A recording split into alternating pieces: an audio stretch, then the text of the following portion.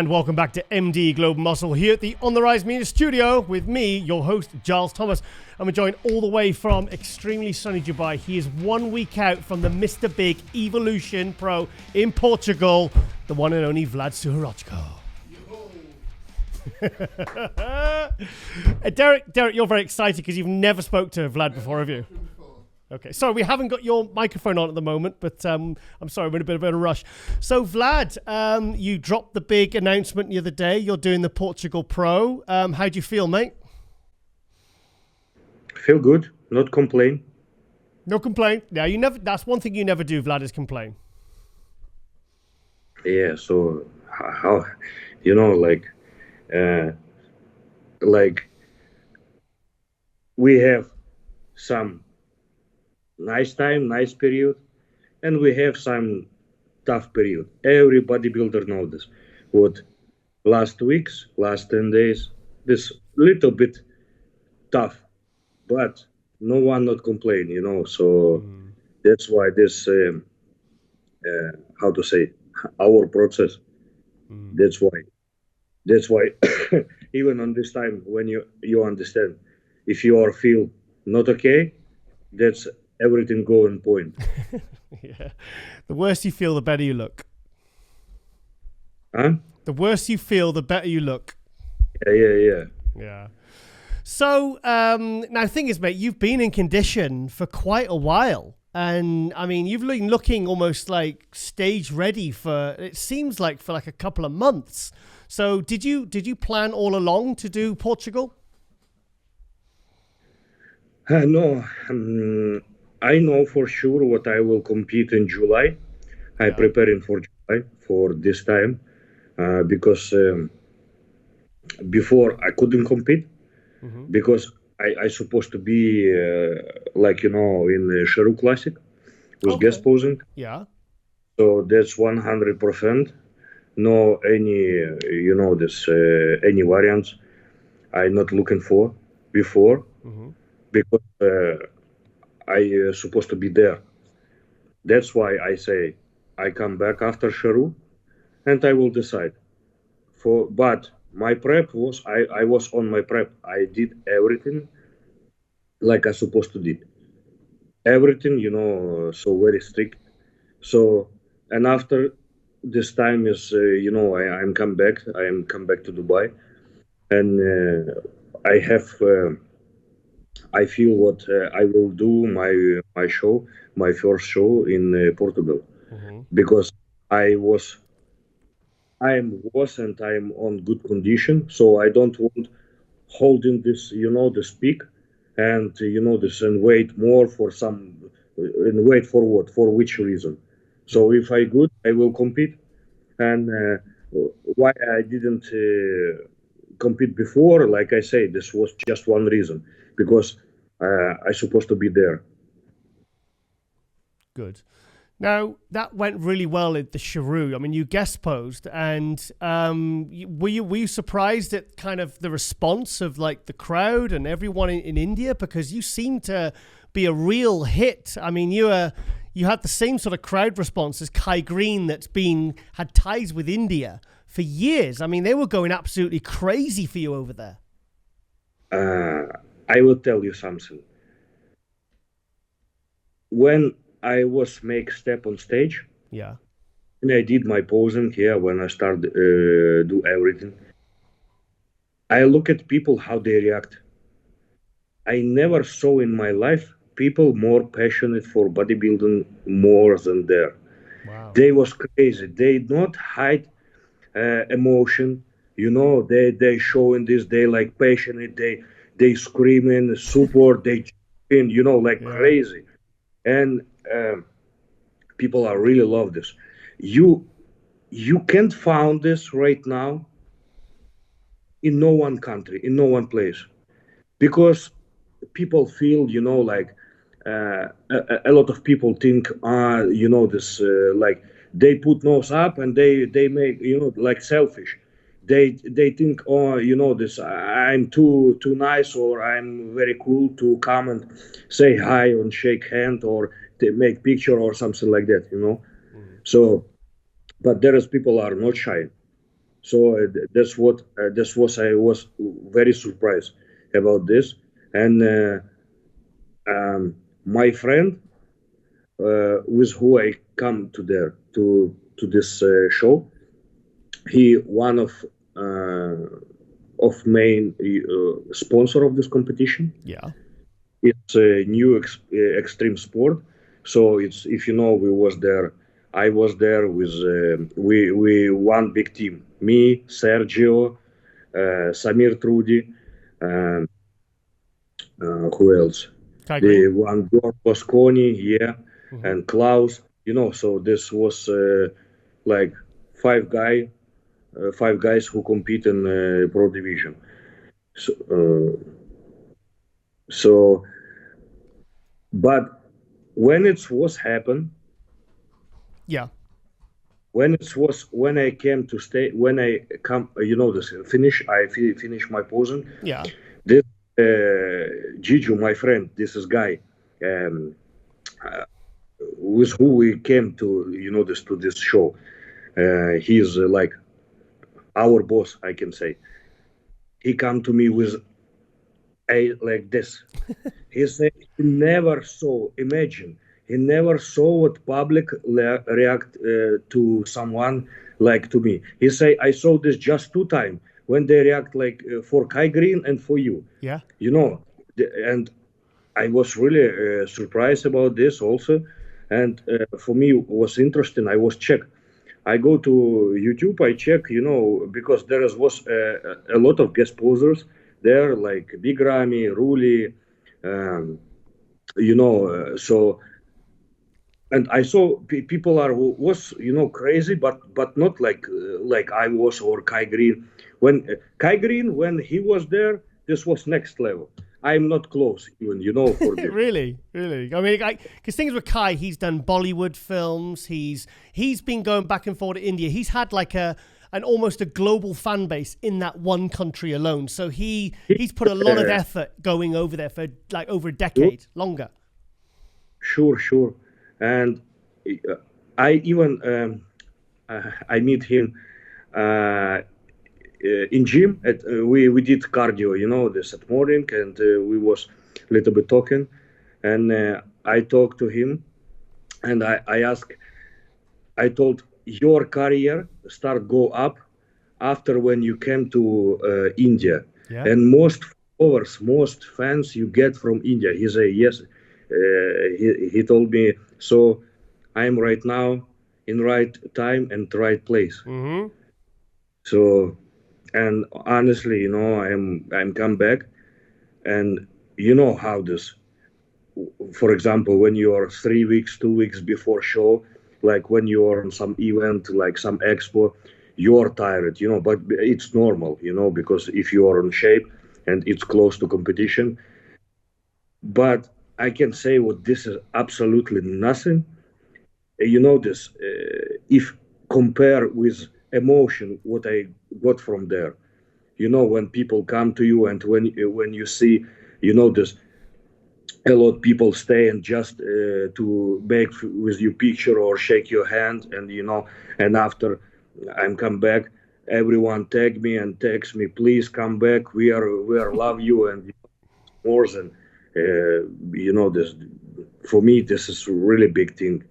So, and you know what I want to say, you know, career when we are on top bodybuilders is very short, you know, but when you gone, when you finish your career, you know, people will remember who you are like person, not what you get, which place you get, first place, that's right, second place. That's right. Like your personality. Yep. Your humble person or your shit person, they will stay and they will remember.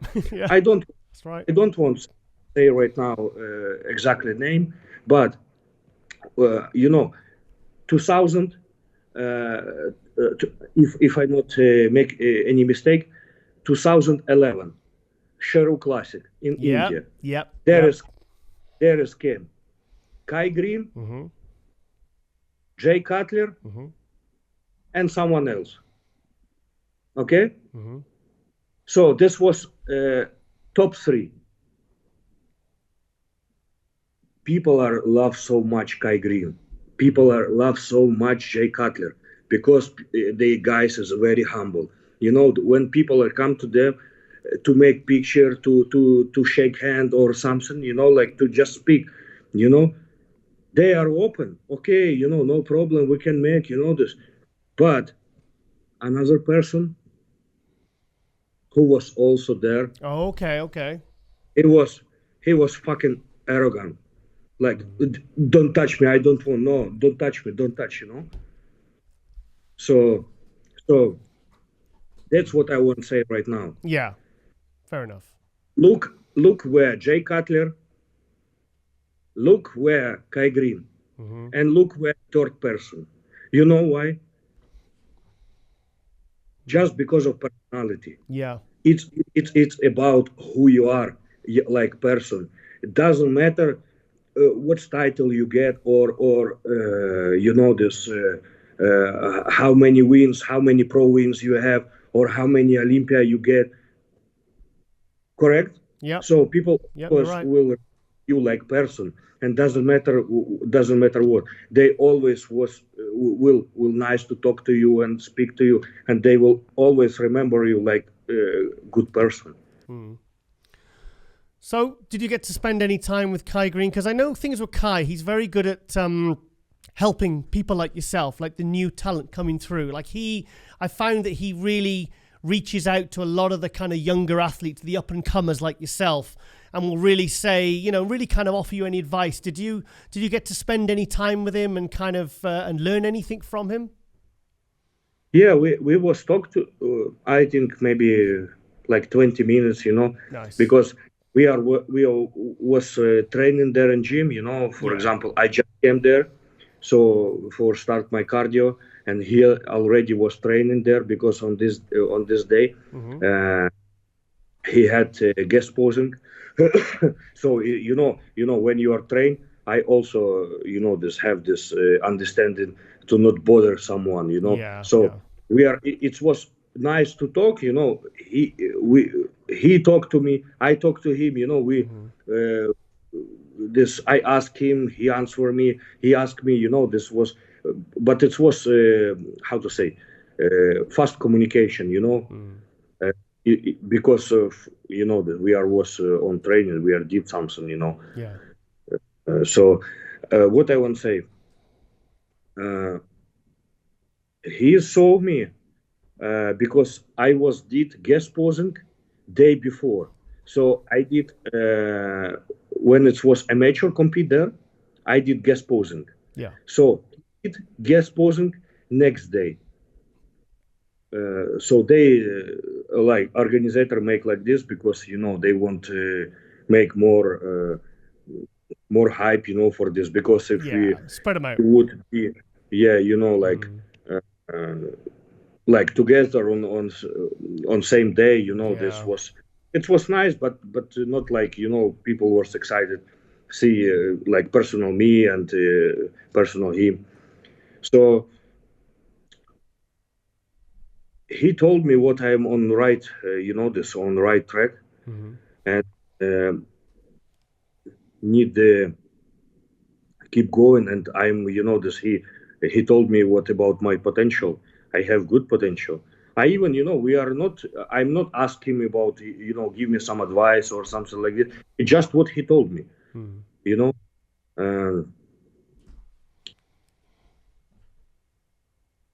What else? Were you surprised at how he's managing to maintain that physique and he hasn't competed in 7 years? Because I think a lot of people were quite shocked when he guest posed at how brilliant. I mean, he looks fantastic, and the guy hasn't stepped on stage since 2016. Sure. No, and also, you know, we can forget what he is 48 or 47, yeah? Yeah, incredible. He looks very good, and what I can say, what he is, you know, he is doing everything like he did it before. Yeah. Everything, you know. You can see what, because of he not compete, even on you can see it. I can see it. For example, this was shape. He was not on deep off season. He was in good shape. No, he was not very dry. He was, this on balanced, like middle. But you can see what muscles is soft. When you not compete long time, you have good look. You can have, but muscles just look soft. So he not was like before this crazy grainy or this like so rounded or so full, but muscle size, I can say what he's really impressed me with this. Yeah, no, I thought he looked absolutely fantastic, and like I said, I was really, really happy to see the response to you, because like I knew that would be a good experience for India. But why do you think it is that they were going so crazy for you? Because the response was incredible. I mean, have you spent any time in India before, or do you have a lot of Indian fans, or why do you think it is? Just this was first time for me. Okay. I just to be honest, I was just enjoy, and when everyone can see it. They just obvious, and that's great. Like they love so much bodybuilders, big bodybuilders. For example, Greeks. They very passionate about this. They okay. If someone will be from 212 or this from classic physique, they appreciate, they nice, but they not crazy like when some more. Yeah. They are really like getting crazy, and like what I can say, I did, when I did my routine, my posing routine, I did first part like normal song, and second part was this Indian song. Ah, fantastic! Nice touch. When I do some guest posing somewhere, so for example, it was 2 months ago, I did in Tennis Wolf Classic. So same, I did first part, this was my song. German? And second part was this German song. Yeah. Fantastic. What, Rammstein or? Yeah. He's a smart kid, I tell you, he's smart. Love it. So love it. That's, people are really love this and, this getting crazy. And also, this song, I realized this after. This guy who is passed away before, and, everyone to respect him, to show him respect and to show him, what people are remember him. They put the song. And also, Kai Green, next day, he compete and he did same. He first part, he compete with, he is this shit, what he is choose, for this one song. And another one, he is choose this one Indian song. Nice. But to be this, when I saw this Kai Green make his guest posing, when he showed this first part, like this, I'm like I went to striptease club, You saw it or not? Yeah. He's certainly different. This was crazy. Say no more. Cool. So, how's it going with Dennis Wolf, mate? Because Derrick, he's working with Dennis Wolf. Dennis Wolf is his coach. Oh, right. Okay. So Dennis Wolf sees him as a protege for the future. So how's it going, mate? Because I only see good things have happened since you two teamed up, mate. Sorry, one second. Can you move back a bit? I just can't see your eyes. Sorry, cheers. Yeah. Thanks, mate. To be honest, we are almost work with him. It will be on September, 1 year. Wow. Like how we are communicate, how we are work, cooperate together. Yep. What I want to say, to be honest, he's teach me a lot of things what I didn't know before. And it's not only about like some details about bodybuilding. It's about getting success on many different way. Right. You know, look, I was just focused about like train. I don't care much about my content, about my social media, and only when I came back to Dubai, and I start make my YouTube channel, I start make my Instagram, this more, and it's getting more, and I see how it's really benefit me. Yeah. So How? And also How? How? About many different way, about sponsorship, about everything. So to be honest, I feel very comfort where I am right now. Good. In many different way. I have people who is, with who I feel so comfort. I don't want to change anything. And, if you are feel peaceful inside, so everything will be, feel any stress. So you can make very good things. Yeah. Because you are stay calm. You are every day you're planning what will be on future. So, and of course, I'm really very grateful where I am right now and appreciate people who is help me and support me because they see what I'm doing well, and also it's benefit them. Our cooperation, it's about many different way. It's work well for them and for me also. So that's why I'm happy to be here. And like if talk about Dennis, like how we are communicate with him, how we cooperate, it's also,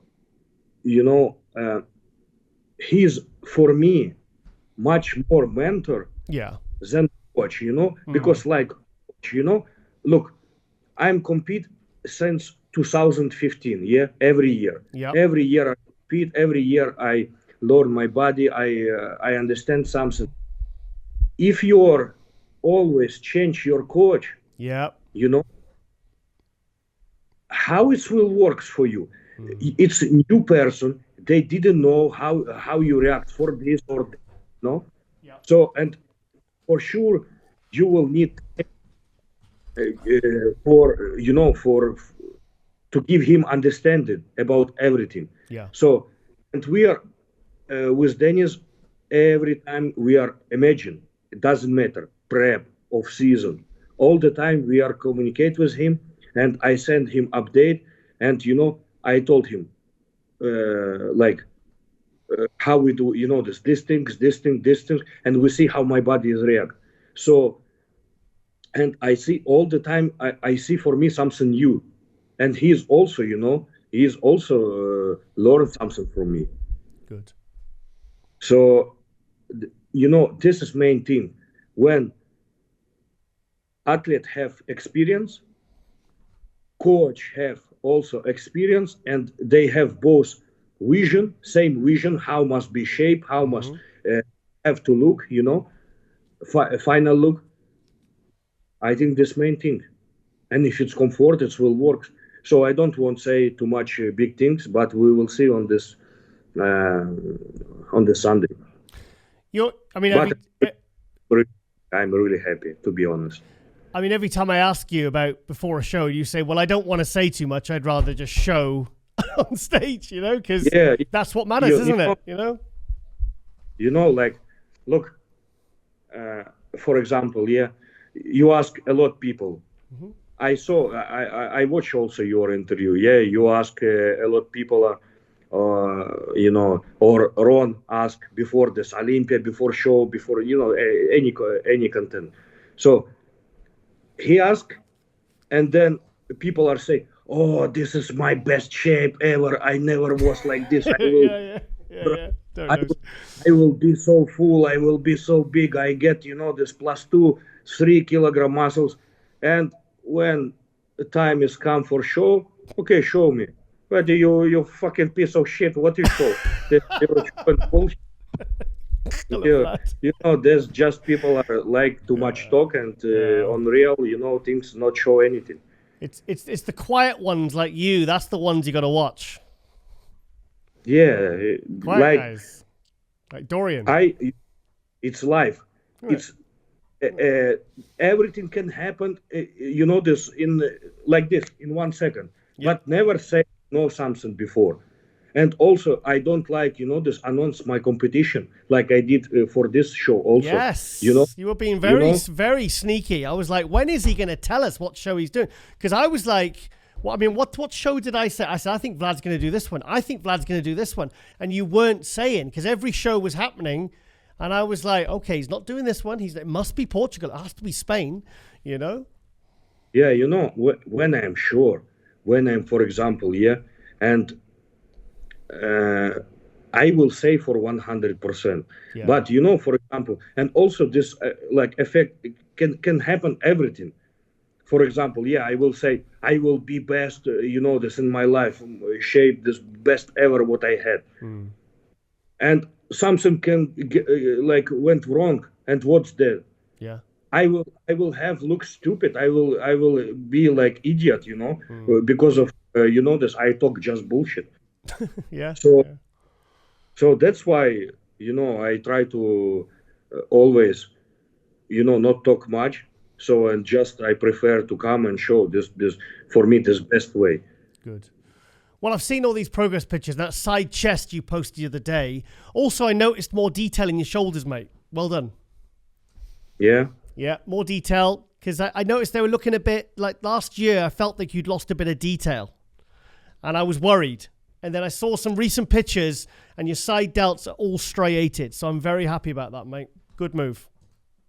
No, to be honest, in Olympia, I was after very sad because I couldn't show my best there, and I don't know. Even this, it was the right decision for me to compete there or not. Yes, it was. Yes, it was. It was.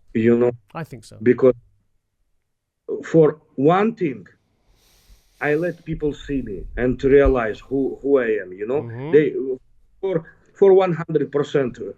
This people are people saw me, judges saw me. This. So this good thing. Next thing, what not on my best, it's second point, but so. Vlad? Do you know, I know Ronnie Coleman. I asked him what the most special, memorable Olympia for him ever was. And his response and his answer completely shocked me. Because he said it was the 1992 Olympia where he didn't even get a call out. He said that for me was my most memorable Mr. Olympia. Because he said that for me, he said that was my first Olympia. He said that was my starting point. Not when he won his first, not when he won his eighth. He said it was the one where he said he was basically on stage, but a year before he was doing backstage at the Mr. Olympia doing security, asking for a picture with Lee Haney. And 1 year later, he's standing on stage at the Mr. Olympia. Yes, he didn't place and he didn't even get a call out, but he said that for him was the most special one. So what does that tell you? Yeah, this have sense. Yeah, I agree. Yeah. Because crazy, isn't it? Like I remember my first pro debut. It was 2020 Europe Pro. That's right. The Spain. I take there 13th place. Mm-hmm. I think my career is over. Like bodybuilding career is over. Did you? I swear by God. I didn't know that. It was 13th place. Yeah. I never before in situation like that, even in a match or when I compete, I never was out of top 6. So I didn't know this feeling, how it feels. Yeah. But when they say like they say top 10 and my name not was there. Wasn't there. I'm stay, I'm look at my category on stage. Yeah. I don't want anything, I was like no emotion, no aggression, no anything. You just numb, like totally. So, and then after I was on this time with Oscar, I spoke with him. I don't know even what to think about myself, how, like, maybe I think maybe I'm really shit athlete. Maybe I'm really too far, and it's my head, this. I put something what I'm professional athlete and I'm very good, this I can get somewhere, but it was all bullshit. And then, so hang on. And then you went to Romania a couple of weeks later. And look what happened. After 2 weeks. Yeah, 2 weeks. And what was second or third, wasn't he? Yeah, I got second place. Second place, 13th to second. And 2 weeks before, he's like thinking, okay, what am I even bothering for? So imagine as many bodybuilders that have got to that position, gone to their first pro show, got annihilated, not made top 10, and that's it. They've gone, I'm done. I'm not doing this. If like Dorian Yates said, if he didn't make top 3 in his first pro show, he didn't see any point carrying on being a pro, and he managed to get second. Imagine if he'd have got fourth and he'd have retired, So sometimes there's real utility in just dusting yourself off and keeping going, which you did. It's happened for a reason, 100% that it should happen. Because after, I swear, I'm come back after, I had all night flight to Ukraine, this was, because it was Corona, and this was flight, was not direct flight. And, half, this like 6 or 7 hours, stay in airport.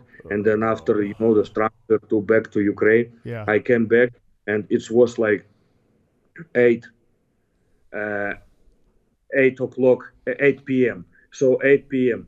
I was exhausted. I was very tired, but I was crazy, angry about all this. And I call my friend, I say him, I need your help. And directly, I put my bag in my car and directly gym. I was trained there. Did legs. You went to the gym? I swear I did legs. Nice. And I love it. All my and every single day when I train, this aggression stay in my head. This just to prove. I not had any feeling, any different feeling. Just this. Yeah, good. See, you harnessed that. What was really what you considered to be a failure, and you used it as fuel. To then and then you jumped to second place 2 weeks later at a bigger show. So, it's that's what I'm saying, guys. Don't give up sometimes. Just, like I said, bodybuilding really isn't really, it's more of a mind, it's more of a mental thing than a physical pursuit, isn't it? Bodybuilding. To get to the absolute top of the top, physically, it's secondary. Sure, of course. Yeah.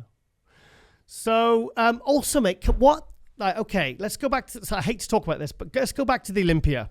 I was sat there, second row, and at the night show, all the guys were on stage, and you were behind me, and you leant forward, and you said, Giles, I want to tell you why I wasn't on stage tonight.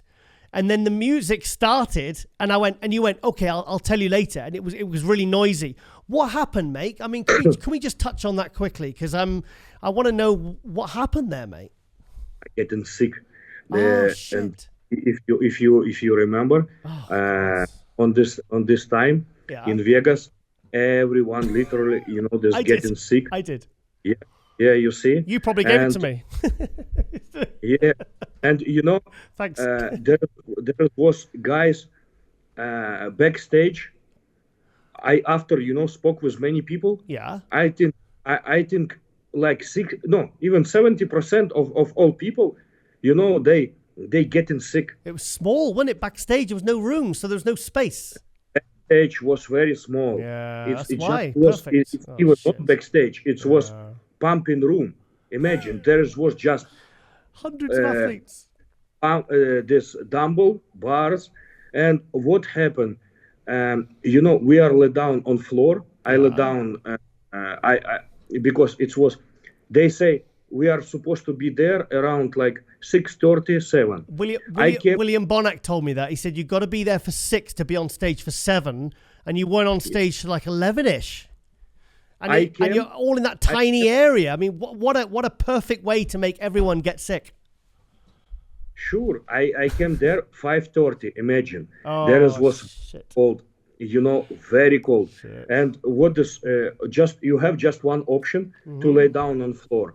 Yeah. You know, we lay down on floor. I was just alone, and Oleg was Krivy. He was with 2-on-2 there, and no open. I was first who came there. And I lay down, and I fell asleep. Yeah. I fell asleep after I wake up because of crazy pain.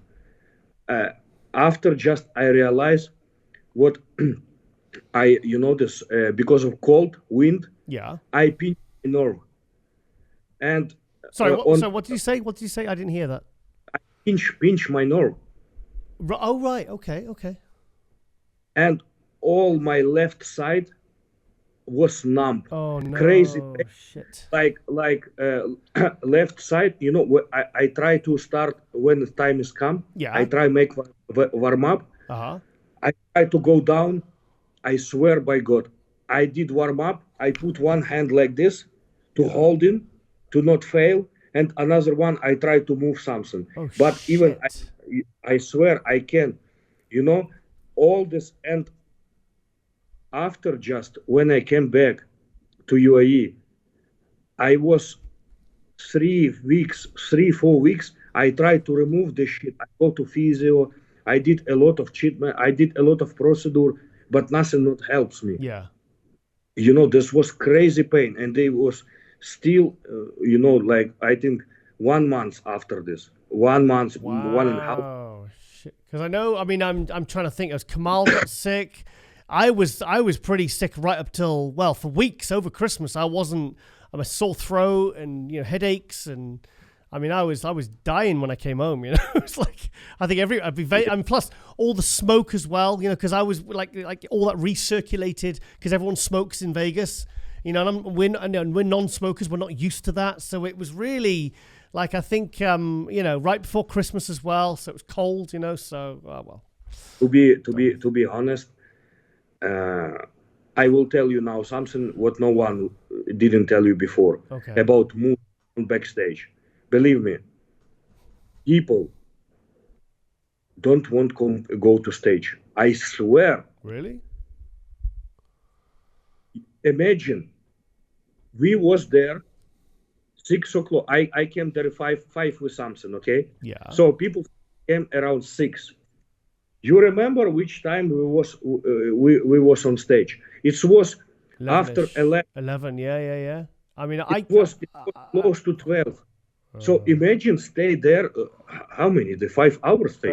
It's just there was no room to lie down, no nothing, and you're tired, and you're trying to time, and you're not allowed coaches backstage, and it was like I heard a lot of people complaining. Sorry, what?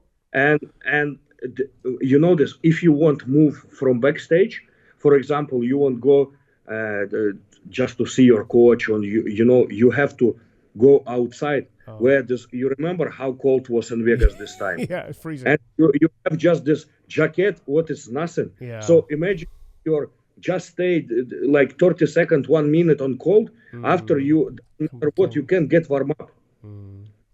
I think it hurt Rami the most because I don't believe he looked like that.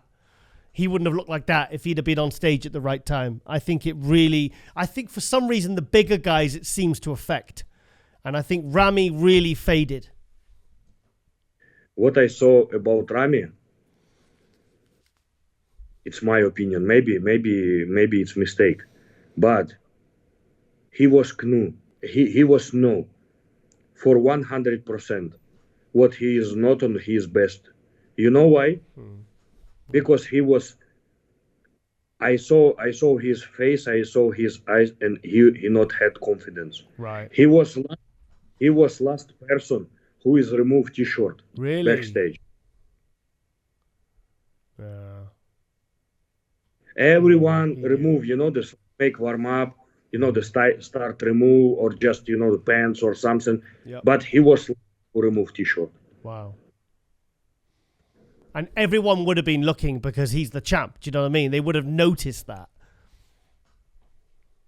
Yeah, I'm to be honest, I'm sad, and I'm like him. He is very good person, and he is this humble guy, and I'm so sad about how this thing has happened. But I really hope things will go better for him. Yeah.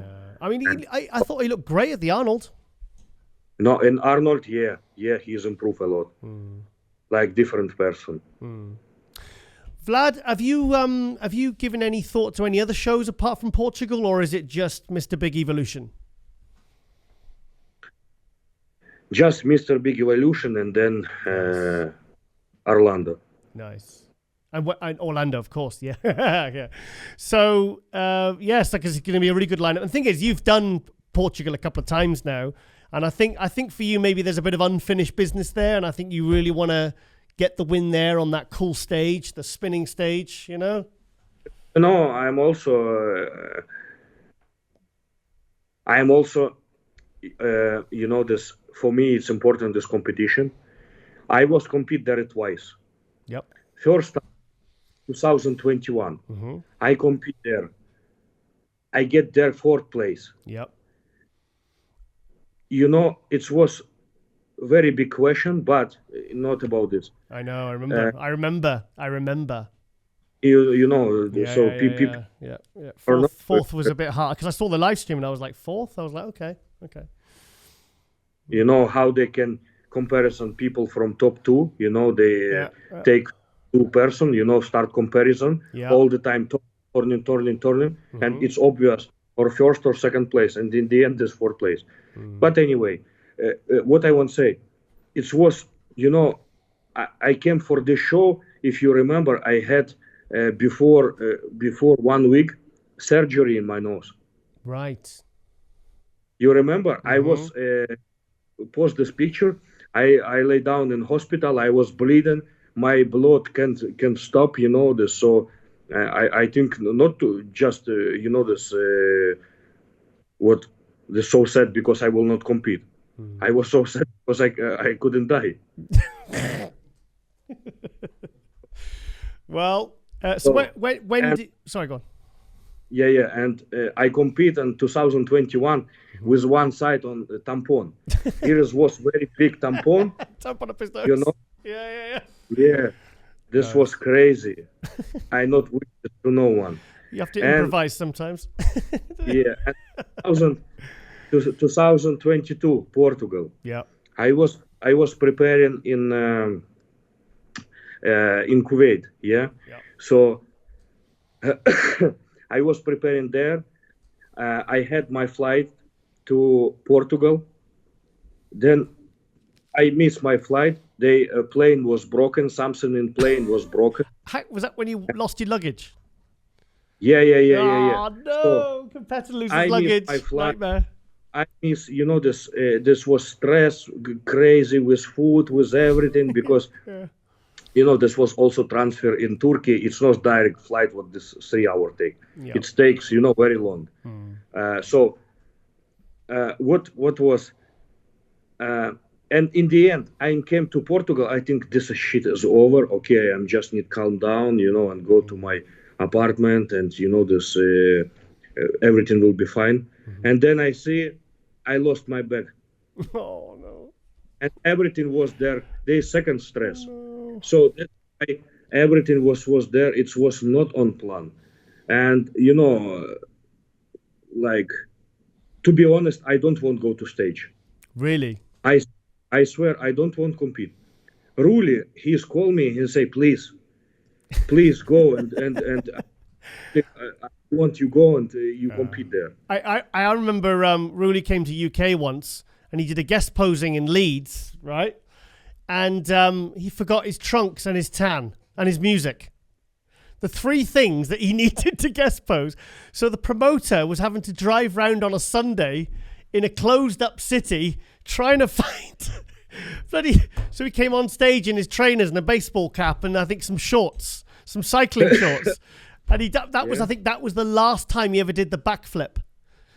because he was new. He was, because this was 2000 and I've got 2012 in my head, and I think he knew that he was getting to the point where if he did that backflip and he was going to get any bigger, some serious damage was going to happen. So I think that was the very last time I saw it. Love Ruli. I love Ruli. He's cool. That's what I say. Like that's why this time I hope nothing will not happen, and I can come and show my best. Yeah. I think you will, mate. I think you will. So anyway, mate, I said I wouldn't keep you too long because I know you're 1 week out, and I know you got to get your food and your sleep, and it's very important. I knew what I was like at 1 week out. My God, I didn't want to speak to anyone. So Vlad, as always, mate, thank you so much for coming, MD Globe Muscle, and I'll be watching the live stream. I'll be doing my reviews in the week, and as always, mate, you know I'm rooting for you, mate. Thank you so much. Thank you and appreciate, and always nice to talk to you, and always, it's my pleasure. All right then, Vlad. I'll let you get to bed because I know it's quite late for you. Oh no, that's not too bad. And I'll speak to you very soon, mate. Sure. Thank you. See you guys. Go and kick some ass in Portugal, mate. That's an order. Yeah. Cheers, man.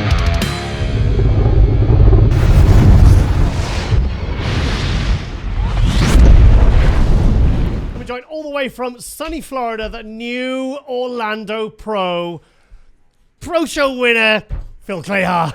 Oh! Yes. Derek's very happy, mate. Congratulations, man. Thank you. Well deserved. How do you feel, mate? You won your first pro show at, well, we don't even mention the age. I'm getting sick of mentioning ages all the time. It's just, how do you feel? It's still setting in, man. I don't think it's set in yet. I think I'm still sleeping, dreaming. Yeah, man. But it's still setting in. But it felt good. It felt really good. Good. I mean, it was such a close one because, like, it was so close between you and Hassan because, I mean, the score sheet said, like, Hassan, won the pre-judging, and there was only a few hours to really close that gap. And then I'll tell you what, I'll screenshot and send you later, because on the group chat, the MD group chat, I said for the night show, I said, guys, I think Phil could win this.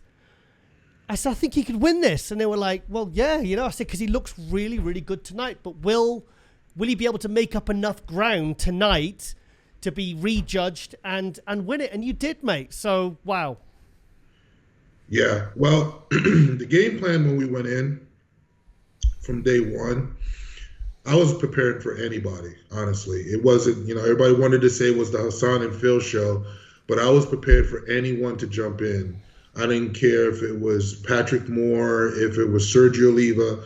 I mean, the work that I put in this year with the off season, everything I already knew was going to be in the place to take on anyone. And that's just me feeling positive about myself for what I know I put in. Yeah. So when we found out the list and exactly who was there, and I don't underestimate no IFBB pro, because regardless of who they are, just because they're not big names doesn't mean they're not a threat. That's right. I mean, everybody didn't include me in 2021. I wasn't even in the discussion, and then look what happened. It was me and Ian battling, right? Yeah. So that's how I look at every show. There could be a dark horse somewhere somebody don't know about. So I put my work in. My job was to out-structure, out-condition, and outwork Hassan. That was my game plan from the gate before that show. In the morning, I knew we needed more, and that's just what I told. Social media was going crazy. Clahar got it, and I told Patty, I said, no, we have to go in better, sharper, and I told my coach that, and that's what we did. I knew what we had to do to shut the door, because I've been in this spot before. So I made sure we did our homework, did what we needed to do, and we came out, lights out, and we shut the door. And that's all that matters. What did you do between pre-judging and night show? Because, I mean, I ask that question sometimes, and usually I get a very unremarkable answer of like, well, I just ate my chicken and my veg. And some people say they do something drastic. But you did, because Hassan looked really good at pre-judging, and he looked good at the night show. But you really, like I said, you didn't just close the gap. You kind of, you eclipsed it. I'm going to be honest. It was nothing I can say that was we did anything dramatic. I think that God played a big purpose, and I'm going to continue to say that. It was my time. Mm-hmm. We went, we rest, we took a good nap. We got up and we stuck to the clean stuff. We didn't overfeed. We didn't overcarb. We stuck to some basics: rice, very low. I think about 2 ounces of salmon. We came in with some rice cakes and probably about 3 ounces of sweet potato, and salted very well, and just didn't drink any water. We just completely stopped drinking water, and that just dried me out, pulled me tighter, and I don't know, like Bill said. He said, you came and you shut the door. It looked like you put 5 pounds on your chest and 5 pounds on your delts and your arm. Yeah. He said, I don't know what you guys did, what you and your coach did before you came back here tonight, but you came back totally improved this morning, and that's what we wanted to do. When did you kind of, because obviously 2021 was such a great year. You looked so good at the Texas Pro. Any three of you, Steve and Ian, could have won that. If people were talking about you, you're like a, really, really top level IFBB pro. And then 2022 didn't quite kind of go the way you planned. Your placings, you didn't quite look as good as you did the year before. But what did that do to your confidence? Because you seem a very confident person, but you obviously at one point had to really give yourself a talking to and say, right, I can not only get back to 2021, I can do better. I think I had this discussion. I didn't know if it was you or I had this discussion earlier in the year prior to. I can't recall who it was. Basically, what I told myself coming into the new year. Now, last year I didn't have a long off season. Right. My off season only was about, honestly, 3 to 4 months before we jumped in prepping for a show. That means not giving the body enough time to rest and recuperate, and it showed that. It really, really showed that last year. Blue Taylor came in towards the tail end, which was Tampa and Chicago, and I saw what he did with me for Tampa. We came in a little bit too full for Texas. Yep. But I saw what he did in 4 weeks. That's 4 weeks of no off season, no nothing. Just him coming off of fixing errors from prior coaches, and that's what he did. So he basically told me, we're going to take 6 to 7 months off, and we're going to let your body rejuvenate itself, come off everything, and just let your body do its thing and rest. Refocus, get blood work done, come back slowly, and just put the work in. So I basically told myself this. I trusted Blue to do his job, and he did that. And I told myself, I always like to plan shows. So when the Master Olympia came out, I honestly, not to be sarcastic, I just put myself on it to see if I would even make the list, because it was like, I never made the Arnold list, so probably they won't pick me for this, right? So I just did it, not really expecting to make the list. But my main focus was Orlando. So I told Blue and I told Patty, this is the only show I'm doing. I don't want to hear Romania. I don't want no hype about Romania. Romania does not matter, because anytime, last year, that's what I did. Stack shows. I believe when you do that, it gives you reason to, if you don't do well here, well, I'm going to do well here. So I told myself I had no choice. I had to win Orlando, and I spoke it. I spoke it, through faith, and that's the way we went about it. And we kept saying that. We're going to win Orlando, not we'll see what happens, because that's what a lot of coaches do, or see where it all falls in, or see where the judges, because we know the judges know. If you come in undeniable and do your work, and you know that you did what you were supposed to do on off season, and you did what you're supposed to do for this prep, let me tell you something. I've never taken 2 weeks off of work prior to any show. I was so beat up, and I suffered so much through this prep. The worst prep I've ever been through, because I told myself that, you know what, I don't mind letting myself down sometimes, but I have so many people. I got God telling me the direction that he's making for me. I have so many of my fans that believe in me. It was just so many people that I just did not want to let down this year, when I know I have a God-given talent to accomplish great things.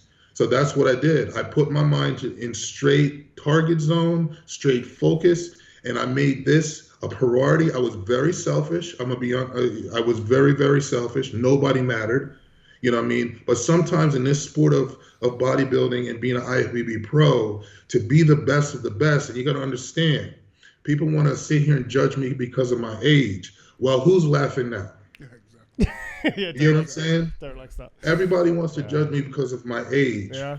And I'm giving hope to all these older bodybuilders, younger it doesn't matter. This one. If you want something hard enough and you push for it and you keep God first, there's nothing you can't accomplish. So I just love the doubters. Oh, he's going to do great in Masters. They're not looking for me to do well at Orlando.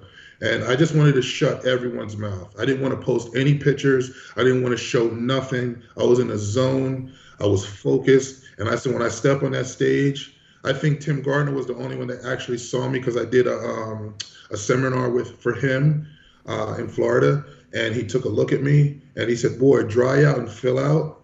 That's the Phil Clahar I know. Nice. And that's all I had to hear. And we just brought it. We brought it. Listen, I love Hassan. Great bodybuilder. Great family man. Him and his wife, I've watched his young one from a little infant and growing up. It was a bittersweet, you know what I'm saying? But I've been in that place where I should have won and it never happened. But this was not a should have nothing. I came in and I just took it. That's it. So you decided to do Orlando early on. That was the one you wanted to focus on. And then at some point you decided obviously the Masters Olympia came up and you wanted to do that. Yeah. But your main focus was Orlando. But just Orlando. But surely at any point did the Masters Olympia, knowing that it's kind of, it's kind of like, it's perfect for you. Did you ever feel distracted from Orlando? No. Knowing that, in 8 weeks you've got this other big challenge? The Masters Olympia distracted me more than Orlando did. The reason being this. When I was talking, and this is under no means, no disrespect to no one, under no means, but I didn't want people to say, oh, well, Clahar fits into the Masters. No, I fit in right with these young boys. Yeah. Until I say I don't fit in longer. You get what I'm saying? So my main focus was to win. Like I said on stage, I asked God to help me get my pro card. That happened. It took a while, but it happened at 43 years old, okay? I asked to win a pro show. I got so close in 2021, so close, right? Yeah. And it didn't happen. Did I give up? 2022 wasn't a great year, but did I give up? No. I told myself I can do this because I have someone that believes in me that I can do it. And I did it. You get what I'm saying? So that was it. I had to win. I did that. And I just see more bigger things coming. You know what I mean? I am planning on, like I said earlier this year, next year being my last year. Wow. So I want to make a big splash this year, and I want to finish really big at 50 next year. So I'm not playing no games. Everything is full throttle, and we're bringing it. So if you see my name on any list, just don't second guess me, because anybody knows.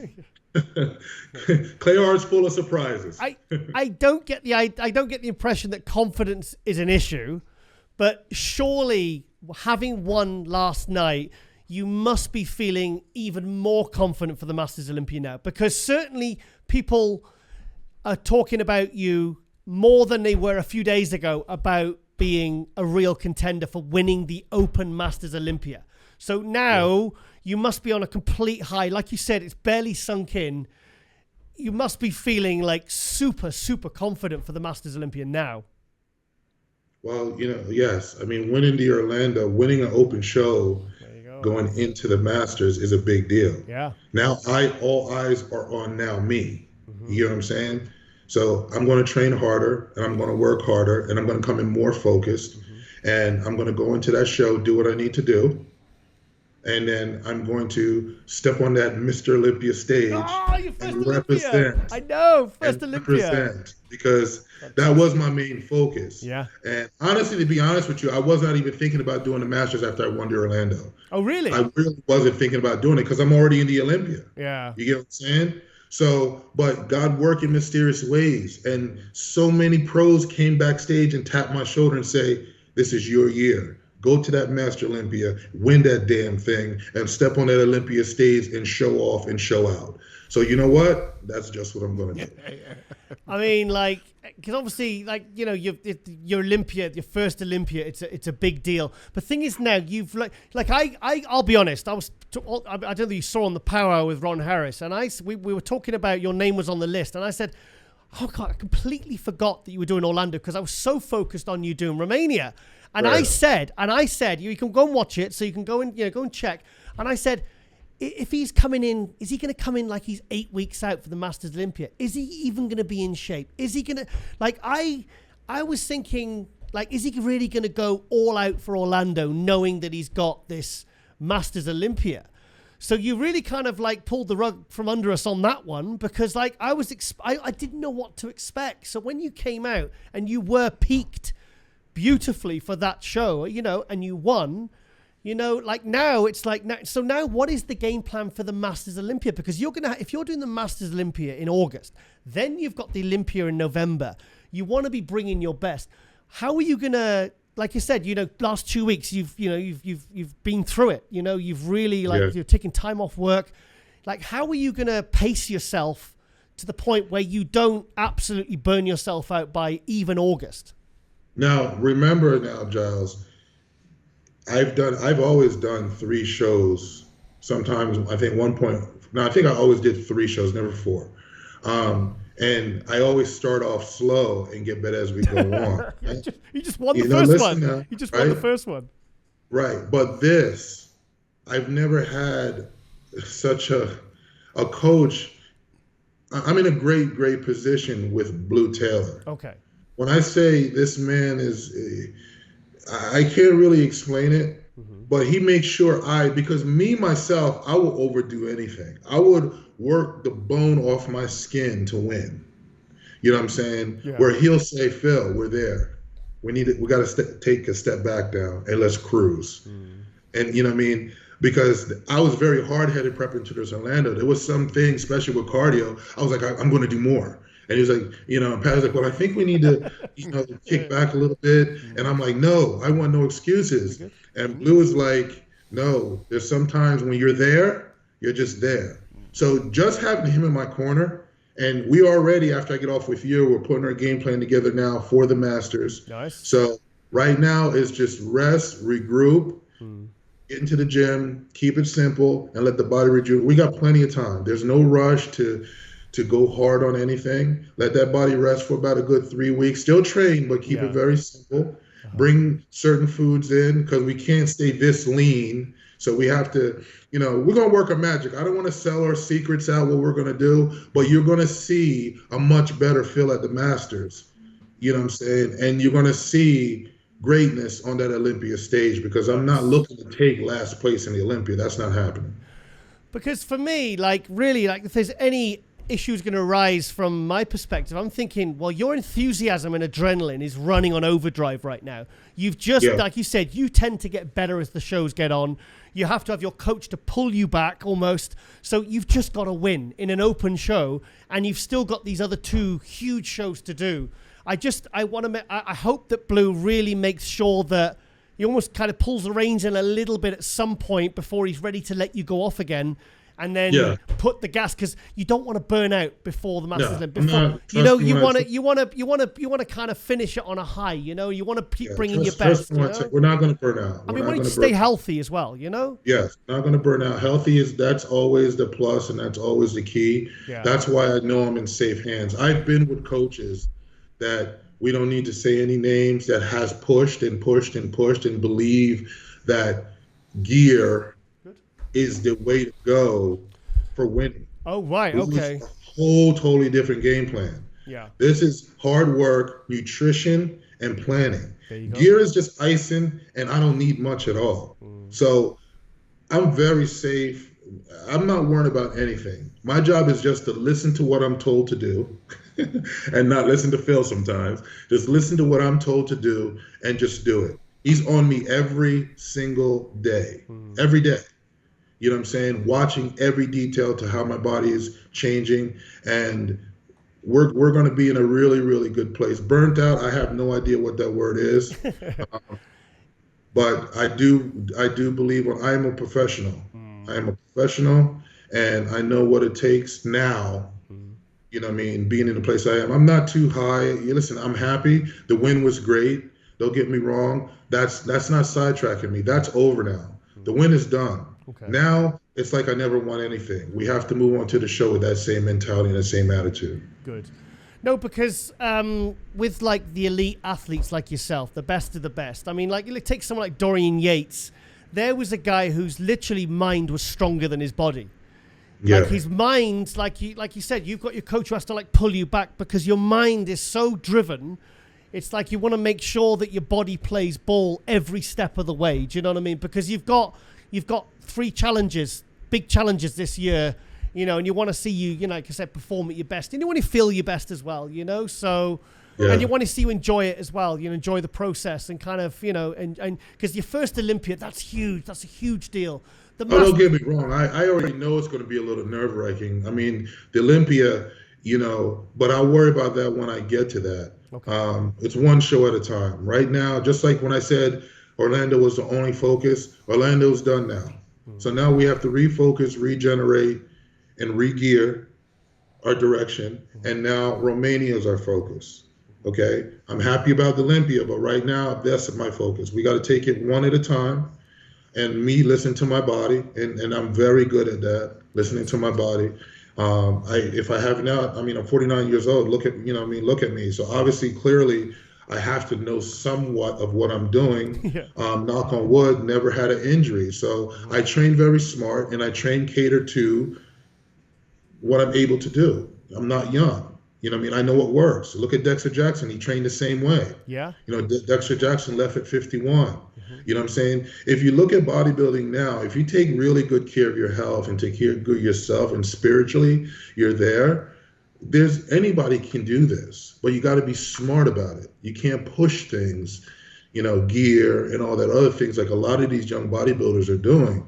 Genetically, I put my work in as a young kid, and I put my work in. I didn't start any type of gear until my late 20s. Wow. You know what I'm saying? I was competing natural straight through from 1999 on. Yeah. You know, because I had really, really good genetics. You know what I'm saying? So more is never better. To me, less is better. And just listen to your body and make sure you're doing all the proper nutrients and taking in the nutrients and the foods your body needs.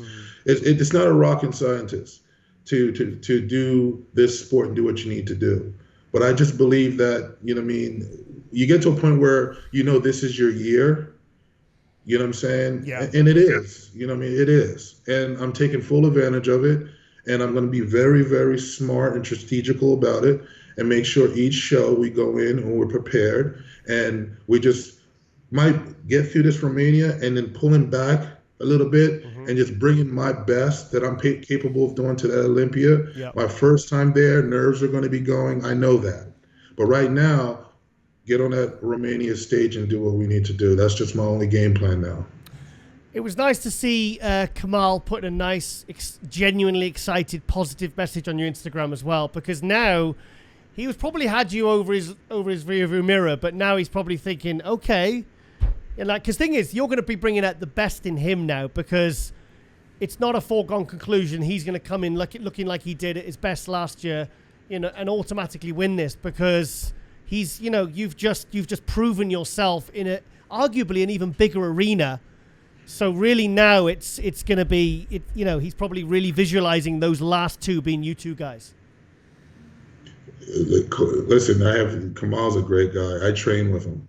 I don't think I was ever in his rear view as him thinking he had anything closed out, because I train with him. Kamal knows I'm a hard worker, just like he is. We've been around each other for a little while. He's very smart. Now, of course, yes, in his mind is, okay, this guy, and no disrespect, don't take this as disrespect, he just won an open pro show. I have not. Yeah. You know what I'm saying? So the pressure really is on me, honestly, if you really look at it, because now the expectations are bigger for me to go into Romania. Yeah. You know what I'm saying? You've jumped up another level because, you know, that belief that you have has been kind of compounded by the fact you've just won an open show. Right. A good one. Kamal is he's a great bodybuilder, great structure, great guy. Once again, I'm not writing off anybody else that's in this show. When I go into the show, just like they were saying, oh, this is Hassan and Phil's show. No, it's not. No, it's not. You know what I mean? These we are professional bodybuilders. And honestly, people wanted to say how weak the show was. I saw these competitors, man. And these guys looked good. You get what I'm saying? And I just don't like when people want to look at these shows and downgrade them. We are professional IFBB pro bodybuilders. This is the best of the best, regardless. This is a tough, and I said it last night. If you're in this league and you're stepping on that stage and you're placing in the top 5, the top 10, top 6, I don't care what it is. This league is tough, and it's getting tougher every year. True. You get what I'm saying? So for me to do what I do, I give hope to every single person, not just older people, younger people, that, man, this guy, he took it on the chin. And then he didn't have a great year. But this guy don't stop. He keeps coming back like a freaking Rocky story. You know what I mean? So I do this not just for myself. I do it for every single person out there. So no, I don't write off nobody at this Romania. There's always a dark horse. Yep. The only thing is I have to stay in my Rocky mentality and stay in that dungeon. And I don't go to fancy gyms. I stay in my little home gym and I train because members there stay out of my way and I can focus and do my thing. And that's how you win. I don't need to go in all these fancy gyms or go out to Dubai and all. No. If I got myself this far training myself, I can do this and finish my career by myself. So, I mean, I'm in a very good place. No highs from this show to the point where I feel as though I'm unstoppable. No, it's just telling me now to continue to work harder. And that's what I'm going to do. I have something to prove to myself this year, and I want to finish strong next year. And God willing, it's going to happen. Nice. I saw improvements in your legs as well this year.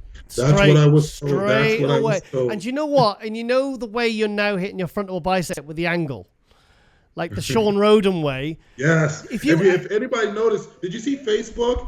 Before the show, I post the legend, Sean Roden. Somebody had posted, I reposted it. Okay. Because last year, I was contributing last year to him, and I failed. And before this show, it's crazy how God works. Somebody posted Sean Roden, and it came to me. I reposted that. Right, I think a week and a half before the Orlando. Oh, wow. So that one little turn, that was for Sean Roden. I know, because that shot, the way you actually hit that shot actually complements your physique anyway. But now you've actually got more sweep on your quads. Go and look at the picture and compare it to how you used to look it with how your legs used to look. Yeah. And I guarantee it's gone from a good pose to an absolutely fantastic pose. And I think that really, because the thing is, that's the first pose you hit. So it's that first impression, you know? And it's like, because, you know, Hassan's thick as a brick in that shot, you know? But that was a really, I straight away I saw, okay, not only I can see your improvements in your presentation, but there's improvements in your physique, because that sweep on your quads has gone to another level. That's what the judges said. That's what I was approached to. That they were very impressed with the adjustments and the improvements I made, especially in the legs. And they said, stay on those legs for that Olympia. Wow. Grow those legs a little bit more for the Olympia. So my job is to take those feedbacks, which I've done. Now, I had some negative feedbacks. I had one judge tell me at one point, only if I was 35. No. Only if I was this. But you know what? And sometimes I look at it and it's not a sense of disrespect. It's like psychologically in their mind, they believe when you get to a certain age, things just cannot happen anymore. And I'm showing you it can if you do things the right way. You can get older and still grow. Yep. But you got to be smart about it. It's not pushing more weight to grow. You know what I'm saying? You got to be psychologically smart. You have to study your body and listen to the science of your body and train the way your body can train and just focus. If they say, hey, listen, I want you to bring up your hamstrings a little bit more in the quad sweeps. I brought up more of my shoulders because once again, we're competing against shorter bodybuilders. They're so stacked and stout. Yeah. So I have to get more 3D look to the shoulders. I was told to thicken up the chest. We did that. We brought a thick freaking chest on that stage. My back, not that it needed to get better, that got much better. Hamstrings got better. Yep. So we just, taking that little time off of that off season for that 6 months to 7 months, really, really, if you watch me through the off season, everybody was saying how big I was on the off season. But we just strategically did just what we needed to do. It's just small little touches, and little detail work. That's all it is. But yes, we did put some size on the legs. It's nice to see those subtle changes, which actually really little tweaks, and especially with presentation, can really enhance a physique. And it's funny, you talk about, like, I remember Dexter Jackson 2012. I was at the Arnold Classic, and he took 5th place, and it looked like, and everyone said, "Oh, this is the decline now. He's done." Like, he's already, the legs are starting to go, the stomach's looking distended. He's kind of like he's on the slide now because he's hit that age. And then at the Masters Olympia in 2012, he looked probably the best he's ever looked. Then he won the Arnold Classic in 2013. And it's like, and it was just like, oh my God, now he's in this second wave of his career, So, and it shows that if you have a smart approach, you've proven it now. You can still not just maintain, but make significant improvements to your physique. Yes.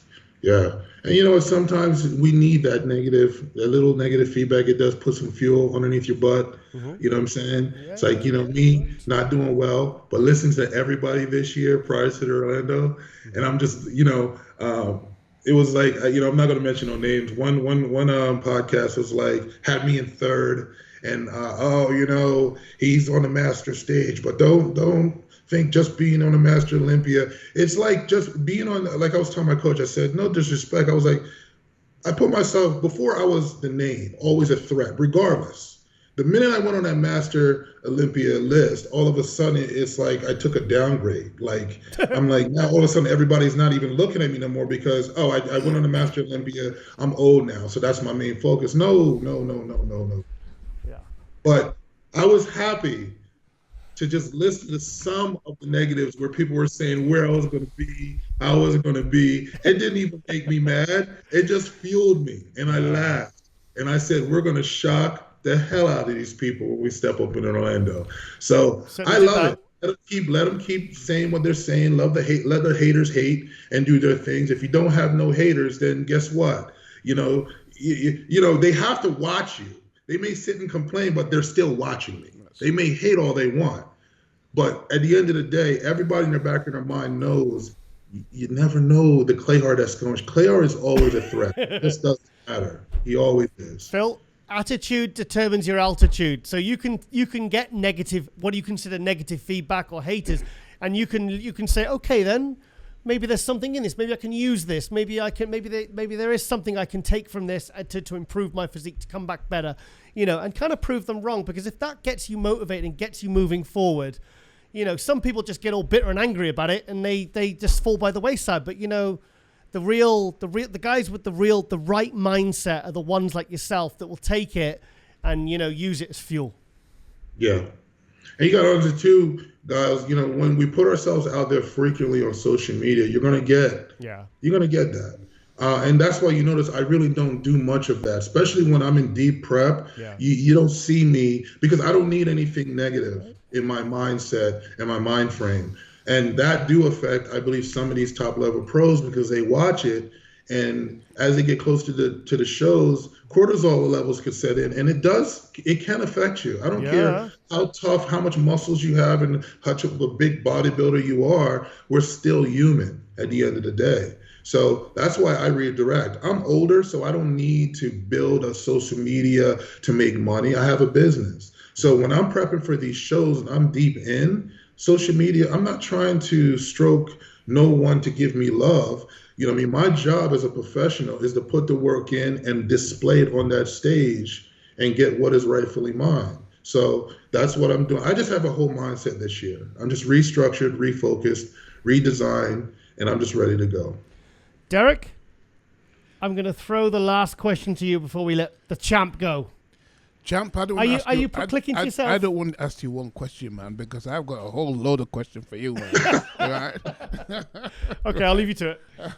Hold on. Just bear a minute. 1 minute. We good? Yeah, good. I'm Okay, good. good. So, You know, I love how I love. Listen, you could preach in my church, man. Listen, while you're talking, you're talking about your faith and things like that, and you believe in God, man. You could do a sermon in my church, man. You're the second person I've spoke to. I spoke to Phil, and he's I think he's Phil Heath. He's I think it's his brother or his. Yeah, his brother-in-law. One of his relatives is a pastor anyway. So I think it was his dad is a pastor. So but the way you was speaking and confidently, and you're putting God first, and you got faith in yourself. That's good to hear. And because of your age and all, and because I'm up in age myself, and something, I've gone from one job. Yeah, I had my own gym, had my own business, and I was doing fairly all right. And I left it, and I went back to studying. And then 3 years on, I've walked into a good job. So if you put, as you said, if you put your mind to it, you can do it, right? Do you know what I mean? I don't get me wrong. I failed a couple of exams, so it knocked me back. Yeah, but I still stuck at it, right? And just like what you said, if you've got the right mindset and you stick at it, you got your focus. You said you didn't bother about what was out there, what people were saying, would it like the social media, because yes, it does have an effect on your brain, yeah. But I mean, as you said, you believed in yourself, you believed in your coach, and you believed in God. When you got three things like that going for you, man, listen, you're unstoppable, man. Right, so it was excellent to hear you talk and hear your positiveness. I think you'll do it for me, man. You'll do it for me. I'm very thank you, but it's just I was my sisters all call me, my whole family they're all Christian. I mean, we're raised from kids, we're all Christian, and they all called me, and and I was explaining to them that this is my purpose, this is my God-given purpose. We all have a purpose here on earth. Exactly. Okay, our job is to find it before time is up, because we're all in line, and we never know when we're going to go, right? We just never know. Giles, especially with you overcoming these health situations, God bless you. Somebody's looking over you. Just know that. You get what I'm saying? So faith is first, man. And God, if you just take the time and listen, he does speak. It does. You got to take the time and listen, and he speaks, and he's going to test you as well. Yeah, of course he does. You get what I'm saying? Because faith is doing things you don't see. That's right. You get what I'm saying? So you have to believe, and God gives us just enough light to see in front, an inch of light to see just in front of 1 feet. We can't see what's in the future, and the world lives by visually what they see. Exactly. You know what I'm saying? Yeah. So my job and my purpose here on this earth is to fulfill my purpose through that man above. And he gives me strength. I'm just listening now. That's right. I just wasn't listening years before. I'm listening now. And I'm letting him lead me. And I'm listening to my small circle, my wife, my coach, that's excellent. You know what I mean? Good people, and just keeping good people in my surrounding, and good people in your ear, because you know what you hear, exactly. what you see, and what you listen to could cause your spirits to do things you don't need to do. You know what I'm saying? Feed the spirit with good things, and good things will come out. You're right, 100%. 100%. Yep. I like your attitude. Well, talking about light, we are losing it rapidly. Okay. I heard the key word there. So, Phil, I'm so glad we got you on, mate, because like I said, I was so happy when you won, and I want to congratulate you. And I'm so thank you for giving us the winner interview. The winner interview. Thank you. When you call, I'm going to do it. You know that. You did it when I did second in Tampa. I was at a restaurant talking to you on my phone. So, man, you've always much respects and massive big ups, man. Yes, anytime, man. I'm always ready to come on and talk to you guys. Thank you. And I will be speaking to you and shaking your hand face to face in Cluj, Romania. Yes, I will see you there. Very soon, very soon. I can't wait, man. I am so, and I got Jay Cutler joining me on the live stream for the Open, so we'll be commenting on you with Jay Cutler. So I've got it all. We've got it all taken care of, mate. Don't worry, we've got it sorted. We've got you covered. All right, brother. We'll see you soon. I'll see you soon. All right, then, with Derrick, Clarke, Phil Clahar, thank you. Orlando Pro Champion. Fantastic weekend for you, mate. And like I said, thank you so much for coming, MD Global Muscle, and we'll speak to you very soon and see you in Romania. All right, brother. Be good. Take care. Take care, mate. Yeah. Bye-bye.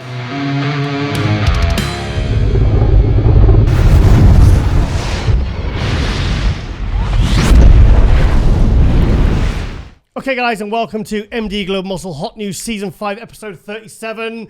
And, of course, I'm joined by... Switch to yourself. Switch to myself. Big D's in the house, in the hot seat again. Big D's there. Actually, you're a bit loud, mate. Can you just... yeah, tiny bit loud. Number two. There you go, yeah. There we go. There you go. I can hear the voice of God in my head. Literally. So, Derrick, how have you been, mate? Well, champion, new job, everything. Working for a beautiful company. Working in prisons and things like that. So, yeah, it's going very, very well. I'm happy to bits, chuffed to bits. Did they ask after me in prison?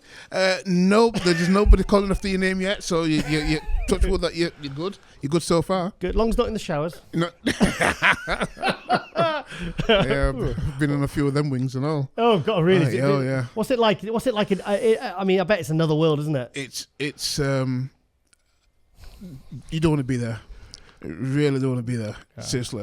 So it's kind of done the job then, really. Yeah, well, yeah, definitely. Prison is, listen, guys, stay out of trouble. Seriously, stay out of trouble. Right. You don't want to be going in any prisons. I've worked in Cat A, B, C, and D.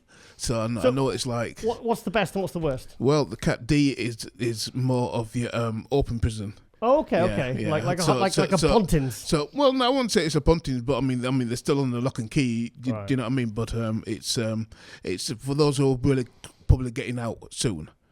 Yeah. So they try to integrate them back into society. So okay. Yeah. So, okay. But the Cat A's and B's, really? Yeah. Seriously. Yeah. Seriously. In fact, the first bodybuilder I ever wrote an article on, a guy called Tony Barnbrook, who I was supposed to go see Metallica with, him and his husband back in, was it April or whatever. He left the prison service because apparently it's quite hard to get into. To be a prison officer, Blitz, go away. It's quite hard to get into, but he said years of that. He said he's actually doing training with Tone Official. He's now become like a personal trainer and prepping and stuff. But he said I had to. He said for the sake of my mental health. He said it's a really tough job. He said yes, it's hard to get into and it's well paid and stuff. He says, and he says. Yeah, I mean, I can't imagine what they go through on a daily basis, just working in that kind of like that looking over your shoulder environment. Yeah, kind of like bodybuilding, really. Well, it is. I mean, the prison guard they do work hard. They're always on the feet. You know what I mean, and trying to keep everything calm and everything like that. So I take my hat for them prison guards. Well, even the escorts, the OSGs that takes you around and thing like that. You know what I mean? They've got to be on the toes. Do you know what I mean? Make sure nothing's left behind or anything like that. So yeah, it's a pretty tough. It's a pretty tough industry, right? I used to go out with the girl once who did the escorting, with the not escorting. Yeah. I used to have a girlfriend that was an escort. No, she used to on the prison vans and stuff like that, and she was tiny as well, and I mean, if a big guy decides to do a runner, I mean, she's getting dragged along. Exactly. You know what I mean? But they're really highly trained. Very so. Anyway, right, we're going to get into, because obviously it's been a really good week for bodybuilding. Yesterday was the Orlando Pro, run by Betty and Ed Pariso, won by, Derrick, can you believe it, Phil Clahar. 49. Absolutely 49. Amazing. Absolutely amazing. And Derrick one day will be 49 too.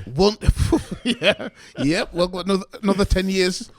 10 years? 10 years. You might have. I think I've got another 10 years before I reach that big milestone. Yeah, I got 2. Yeah. I got 2. Yeah, so obviously we had, actually we haven't interviewed him yet, so obviously he's going to be turning up in 35 minutes, so we're going to have to be really, really strict on time with Hot News today. But Phil Clare, I was so happy for him. We did because I was up till 3 a.m. last night doing the review with Ron, Big Mike Cox and Jen. Yeah. And I said, look, literally at the prejudging, I thought Hassan Mustafa had that one. Yeah. We'll bring up the pictures in a second so I can show you, because you haven't seen anything from that show yet. I haven't seen anything. And I said, Hassan Mustafa for me was like kind of the clear winner in prejudging. But the night show, only in the space of a few hours. It's not that Hassan got worse, but Phil kind of got better. And I said, I bet you, because we've been used to seeing judging sheets where it's 333, 666, 999. I said it's been kind of unanimous. It's kind of getting a bit predictable and a bit boring. So I said, but I bet you this show was different. And I was right, because at the prejudging, all the judges had Hassan first. Right. At the night show, every single judge had Phil first. So it was a tiebreaker. I don't know how it was decided. I mean, I'll ask by the time you watch this, we'll know because Phil will tell us. I think he'll know because the judging sheets, because this is Sunday, we're filming this. Only came out this morning, but so it was really kind of like a flip. It was a tiebreak. Basically it was a draw, and then somehow they decided who had it. So he won it. But he beat probably beat an all-time best Hassan Mustafa. Who's like pound for pound.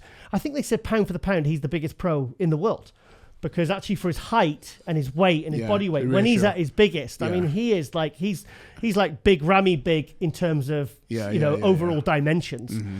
So Phil Clahar 49. Took me out after him. And it's funny because I did the preview for the Power Hour with Ron Harris, and I said, look, hang on, Phil Clahar's doing this. I said, he's getting ready for the Masters Olympia, which is, how many was 6, 7, 8 weeks or something like that? Yeah. I said, is he going to even be in shape? Because I know the Masters Olympia is the main one he's getting ready for. Because that was his focus, wasn't it? Yeah, because we had him on a few weeks ago. And he said so I was thinking, is it worth him doing this? Because I don't want to see what's the benefit to him coming in looking like he's going to be 6, 7 weeks out. Yeah. Even though he kind of did say, actually, someone corrected me a few months ago. He did say he was doing Tampa and Orlando. Right. So, but he's won one now. So he's qualified for the Mr. Olympia and he's going in. I mean, really, let's be honest. Like Kamal was kind of the favorite for the Open. Yeah. And I kind of still stands, but I kind of saw everyone fighting for second. Yeah. Josh Lenartowicz, Max Charles. Yeah. All these other guys. Some big names there. Yeah, I mean, but, I don't say it was going to be an easy win for Kamal, but, Kamal at his best, he would have been a decisive winner. Yeah. But now... Yeah, he's in the play, isn't he? He's in the play. Yeah, Phil coming... I mean, Phil's winning, Open Pro shows... and beating guys like Hassan Mustafa and guys of that caliber, then it makes things. I feel like this is kind of thing that the Masters Olympia really needed. Yeah, because now the lines are blurred between Open guys and Masters guys. Because if you've got the favourites or the top 3 kind of like predicted guys coming in winning pro shows 6, 7, 8 weeks out. Yeah. And plus, how is he going to look in another 6, 7 weeks? I mean, now he's got that confidence. He's got that win. He's got the prize money. Yeah. He's riding high. He's going to be going in now with so much more confidence. True. Oh, yeah, 100%. 100%. Yeah, but I can't wait to see the pictures. I think let the audience... come on, build him up. I tell you, we'll bring up Vlad quickly first, because obviously we had him in this episode and he gave us a fantastic interview. I mean, thing is, like... Come on, Derrick. Kamal. He's been to your gym. Oh, yeah. He's been here in the studio. Kamal's, a friend of ours many years. Phil Clahar, you've had him on twice now. You spoke to him. You got to know him. Who are you rooting for, mate? Something. I think Kamal's got the edge, as he says. Right? He's got the edge. I mean, as he says, if Kamal comes in at his best, right, he's going to take some beating, and if Phil beats him. I know, yeah. If Phil beats him, it's not out of the question. No, well, this is what I'm saying. It's not a one-horse race now, is it? Right. So if Phil beats him, think of that. Do you think Kamal will still do the Open, knowing that Phil Clahar has now done this? I think he will. Kamal is not one for shying away. Yeah, he's not. Right? Once he's focused. He don't care who's coming in. He's very confident in Kamal. Yeah, he's confident. Yeah.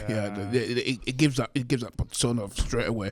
He focuses on himself, and who comes in. Plus, right? He said to us, I think he said to us both last year. He said, "Look, I don't want to do 212 again." He says because when I get to 212.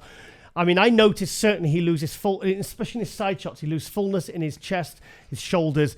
And he admitted it himself, he loses the sweep off his legs. Yeah. But when he's open, he kind of doesn't lose it. He kind of retains it and he actually holds it. So I think Pride as an athlete, especially if he's in his last couple of years as competing, he's going to want to bring the best package that he can bring regardless of the category rather than thinking strategically because he's ready at 220. Yeah. So if I drop 8 pounds, I'll do the 212 and it's an easier win. Yeah. I think he's going to want to bring the best version, which I think is around 220. Yeah. And I think so a 220 version of Kamal that when he took second to Akeem Williams at the Tampa last year next to potentially an even better version of Phil Clahar. Yeah. in 6-7 weeks. That, and then you've got Max. You can't. No, you see, Max exactly, Charles. You've got Josh Donatowicz. You can't rule out them guys. Yeah. Right. So, you know what I mean? It's going to be interesting. Yeah, sorry, I'm just darking myself up. It's that tricky time where all the lighting's going. It's going to be an interesting show anyway. So, but yeah, looking forward to that. Looking forward to that show. And I've got more interesting news about the Masters Olympic, which I just played you a voice note from. Yes. I think I've told everyone anyway, but I think I've shouted it from the rooftops for weeks anyway. So anyway, let's quickly get into our fantastic guest, Vlad Suhoruchko. I've lost track. To be honest, I don't even care about his age because he's been around 3 years now. And I never heard that story when he talked about how he took 13th in his first pro show at the Spain show in Alicante in 2020. And then he said he actually considered like giving up. We okay? Yeah, we're good. Yeah. So good. And because the thing switches off, you don't keep putting the password in and stuff. Right. So I should really fix that anyway. But it makes take the password off. Yeah, it's dodgy password. And then 2 weeks later, he kind of dusted himself off, and then he went and took second in Romania. And what was he like? 20? What would he be now? 24, 23? Like I said, I don't want to keep focused on the age because there's so many good young guys out there now. That's right. But what do you think? I know. Let's go to a quick couple of pictures, Derrick, and I'll get your take on this young pup that. I think you've got gym bags older than bloody Vlad, haven't you? So what? Hang on. What do you want to see, Derrick? Do you want to see his guest posing in India a couple of weeks ago? Yeah, let's go for it. There you go. So, I'm glad he did the. He's got the hair. He's got that hair because that's very. You're not a video game guy, are you? No. You never played Street Fighter? No. Zangief? No video games. I'm afraid. Zangief's Russian. So he's Ukrainian, so it's probably a bit of a sensitive subject. So so let's just go with he looks like he'd be a great James Bond baddie. It would be. Wouldn't he? He's got the look for it, hasn't he? Yeah, and he's such a nice guy. How can he be a baddie? But I'm getting dark again. Bloody hell. Okay, we are losing light. Oh, I've just adjusted the. Right. Okay. So look at him. He's awesome in it. Oh no, I'm too bright. How tall is it? He's not short. He's not short. 5'10". I wanted to ask him how tall he was. But he is. Yeah. Oh, right. Yeah. Yeah, he's a big kid. I'm sure I don't know what body weight. I've got 260s in my head, but he's just been a continual work in progress. He left Ukraine. I think it was too dark now, too light. 2021, and then he moved to Dubai, and it's just been. It really was a good move for him. Yeah. Because he just seems to have really good support. He seems to be thriving as an athlete. See, the crowd loves him. They're going mental. Yeah. Do you know what I actually didn't say in the interview? I would say, in terms of love of bodybuilding and growth of the sport, I would say Brazil. Brazil and India seem to be the two where guys like Vlad can go and guest pose and they get the kind of response like the guys in the 90s did. Yeah. Do you know what I mean? That real love and respect. And also the open guys, because now, don't forget, 30 years later, we have all these different categories. That's right. So people are going to be wanting to see Bumstead or the latest, men's physique guy, and shake hands with him, have a photo with him. But... so it kind of took a little bit of attention away from the open guys. That's basically what I'm trying to say. Yeah. Right, quickly, let's go to a couple more photos. Okay. Are we good on the lighting? Yeah, good on the lighting, yeah. Okay, and yourself, Derrick, you looking good, sexy? Yeah, I'm looking sharp. Super sexy, Derrick. Right, so let's have a look at his legs are awesome. Yeah, look at that. It looks like he's peeled the skin off, doesn't it? Yeah, man. So he's like, was he 20? I know. I keep contradicting myself, but I just look like 26. Look at the skin. Look at that. Hang on. No. Whoa, look at that. That's freaking. That's a few weeks out as well, I said to him, I bet he holds his breath when he's shaving his legs. Yeah, with all the veins that he has. Yeah, too right. Have you ever done that? Have you ever cut a vein or anything? Nah, man. No. What do you do? I can't even get blinking. I just use the iMac. Oh, iMac? Yeah. I couldn't use that. No, it's iMac. That's perfect for me. I'm not a hairy person anyway. Oh, okay. So doesn't it burn the skin? No. Okay. No. Can't burn my skin anymore, but then it's mine. Burn already. Derrick, did you ever use Thymucase? Thymucase? No, I didn't. Yeah, I love that. Did you? around the midsection area. Yeah. Back in the days, I remember that, but I don't know if you think you could get it. There was two. I used to get it from Spain, and I used to sell it on my website. I used to make a good markup, and it was like a tube of toothpaste, right? Yeah, that's right. And it's like, cause some people use Preparation H. They use the hemorrhoid cream because it tightens the skin. Yeah, and it sounds like bollocks. Listen. You know the best one for that was what? Retina Air Gel. What's that?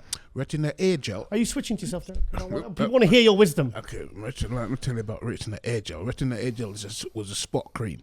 Okay. Yeah, and what it did, it was fantastic on stretch marks, and all these top creams. What you can get, I mean, for hundreds or £200 and things like that. That's got Retina A in, but the amount it's got in is very, very small. Okay. But I don't think you can get it now. Right? Do you know what I mean? But it was absolutely a miracle.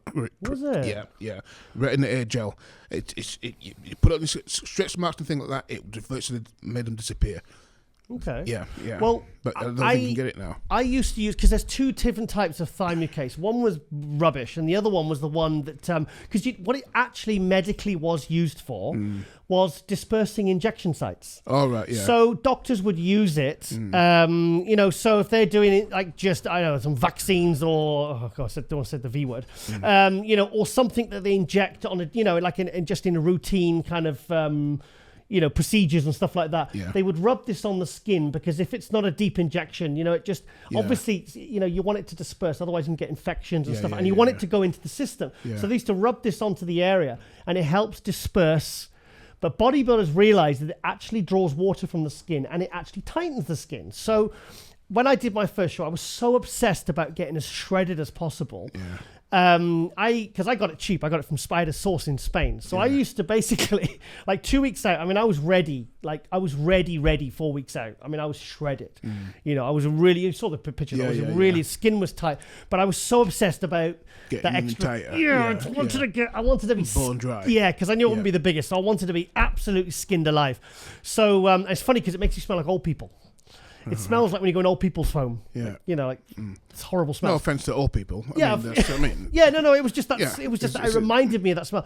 But anyway, so I would literally butt naked, and I would use 2 weeks out. I'd get my girlfriend to just basically smear this awfully smelling stuff all over me. You're joking. Yeah, and I would use a full tube. I'd use because it's quite expensive. I used to use a full tube on myself, and I'm telling you now because I experimented. On the lower skin on your abs. That's right. Yeah. When it snaps back. Yeah. You feel it because you're feeling your body all the time. You're so in tune with your body. The fat's gone, and I just wanted to get the skin tight. And I tried it on my lower abs experimenting, and within a few minutes, it snapped back a lot faster. And I would look in the mirror, and I looked drier and tighter. So the last couple of weeks, I probably got through a dozen tubes, easy. It was people would just put it on certain areas. I completely covered myself in it. And I'm telling you, that stuff works. And I want to try and get a source on it because I wouldn't mind selling that on Lauren's website, Bombshell. Yeah. Because I'm telling you, the stuff works. And I said bodybuilders would use Preparation H because they said that did the similar thing. So guys, all these little tricks. I know Dorian Yates used to use it. Did he? Yes, he did. In fact, I might have asked him that actually. I'm pretty sure I can ask. Actually, I might get him on Global and ask him. Those are these little things that you heard on the grapevine. Yeah. And I managed to source some in Spain and stuff. Anyway, so that's one of my little tiger tips for the week anyway, guys. But so like I said, looking at Vlad's legs there, it just reminded me of that really paper thin skin. Because all these little things, when the body fat's gone, you're thinking... I could never get that. I could never get that. You know what I mean? I had pretty good shape, but I could never get that dry, hard look. I see that. I remember asking Steve Crichton, a good friend of mine. I said, Steve, this was at the this was at the Universe. I'm sure it was at the Universe. I said, Steve, how do you get that rock hard look? And he goes, Derrick, he says, it's very wordless. He says, Derrick, if I told you, you would beat me. Wow. Right, you know what I mean? You would be, and I said, Steve, I wish you, but he didn't tell me. Didn't he? No, he didn't tell me. Bastard. We love Steve. I love Steve. I've got some funny stories of Steve actually. So I got some good times with Steve. When I told him to come down and do the show in Wales. Yeah. And he said, I've got nowhere to stay. And I said, come and stay at mine. I said, stay at my house in Wales. Yeah. And he said, well, because of that, he said, I'll come down. He came down and he beat Grant Thomas, and I was not not popular. And Grant Thomas was my favorite bodybuilder of the time. I mean, for me, I thought he was if the 212 had been around then, he'd have been the 212 version of Dorian. if he'd have carried on, that guy was. Yeah. In fact, Flex Lewis said to me once, he said, Giles, I'm just glad Grant Thomas wasn't around in my era. Yeah, because he had some freaky carbs, didn't he? He had some freaky body parts. Oh, his quads, his triceps. I mean, he just had, there was something different about him. He was he was kind of like, you know, when you look at Phil Heath and you compare him to the other guys. Yeah, it was just ahead. I mean, don't get me wrong, what's his name? Who we've just been talking about? Steve Crichton. I mean, he was huge. Yeah, he was a big guy too. Picture of my studio. Exactly. He was Steve Crichton a big guy. Steve Crichton was 210, and that was backstage, literally just as they won the light heavyweights and the heavyweights of the British. Yeah. And Grant Thomas was a light heavy. So one was 100 kilo, 210, and the other one was like 198. And you'd think that Steve Crichton was the lighter guy. Yeah. So anyway, back to Vlad Suhoruchko, can't say his name. Vlad the Impaler, I gave him that nickname. Here he is with obviously Kai Green. So obviously these two guys, look at their teeth, the beautiful teeth. They got the Dubai teeth going on. Yeah, pearl white. I was about to say you'll get the because Nathan Diashe was the first one to get his teeth done over in Kuwait and Dubai. Oh, was it? Yeah, I think it's part of the whole Oxygen gym and those kind of gyms. I think the first thing they do when you get there, when you land, is like, right, you're going to get your teeth done. Oh, right. So it looks nice. It looks good. It's nice for athletes to kind of pay attention to these smaller details, you know, because they are the product that they are, you know, so they need to look their best. So, my God, look at those legs. Wow. Yeah. Barry DeMay actually put a post up about Vlad, kind of dissing him, saying this is not good. And if you remember, Barry DeMay had the veiniest legs ever. Yeah, he did. Barry got a lot of shit for that, yeah. Did he? Yeah, he did, yeah. He did. But I think it looks awesome. The thing is, you're either vascular or you're not. It's not like that's unhealthy as opposed to someone who's not vascular. It's just some people are vascular and some people aren't. Not. Yeah. I've seen people shredded, but they're not very vascular. Yeah. Were you very vascular, Derrick? No. Oh, okay. No. Just massive. Right, let's have a look at one more picture of Vlad. Oh, there he is next to Andrew Jacked. So, guess how many kilos of muscles in one pic with huge bro Andrew Jacked. Look at that. Tell you what, though, he's not giving much away, is he? No, he isn't. Yeah. Tell you, yeah. It's Andrew Jacked as well, looking very. We're very excited to see what he's going to bring because he's competing soon. I think he's doing Texas. So I think we're going to see him up against. I'm pretty sure we're going to be seeing him up against Blessing and. Have you got the picture on me? You've got the picture on. Look, get off.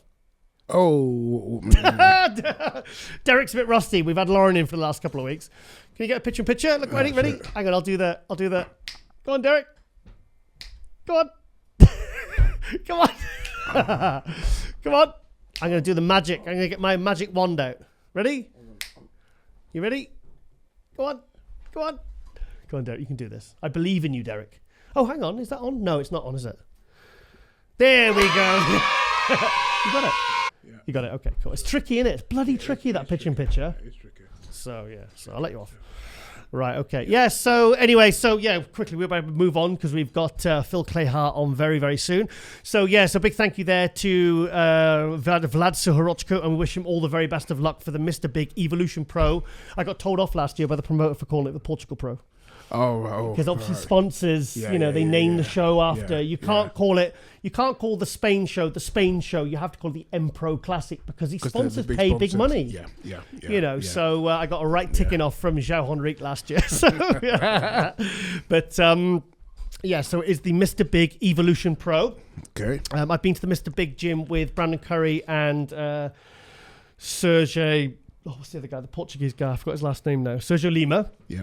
He's like kind of one of the number one guys in Portugal. So we did a video shoot of him training with Brandon when I did the Olympia All-Star Tour. All right, yeah. With Brandon. We brought Brandon to your gym. Yep. And you did shoulders with him. So obviously Phil Clahar, absolutely over the moon for him. He's won his first pro show at age 49. Yeah. Building a lot of momentum now coming in for the Masters Olympia. Yeah. So he's a big dude, isn't he? I love his back. Dude. Yeah. And his legs look like they've come up as well. So I think I want to put some sound on this. Very, very much, boy. Oh, it's very loud. I can't turn it up that loud.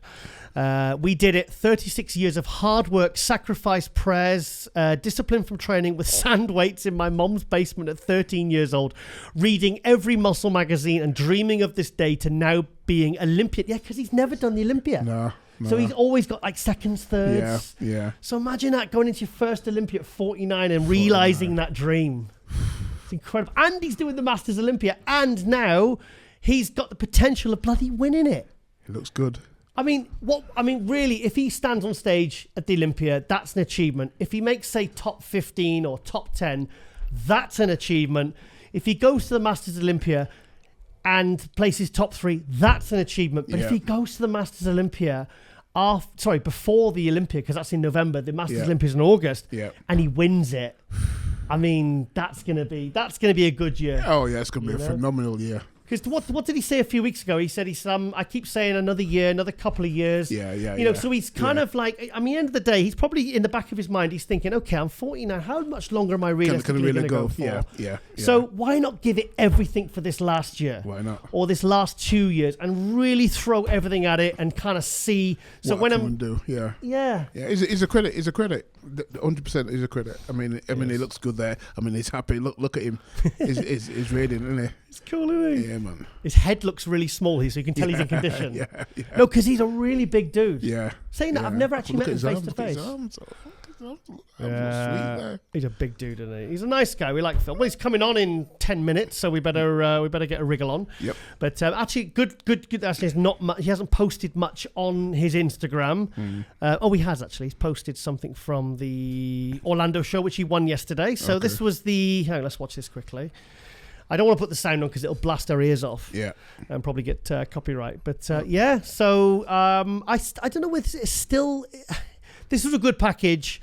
Ron Harris said this is a better package than he brought to the Texas Pro in 2021, but I still think he looked better at Texas Pro, even though it's difficult because the Texas Pro had better lighting. Yeah.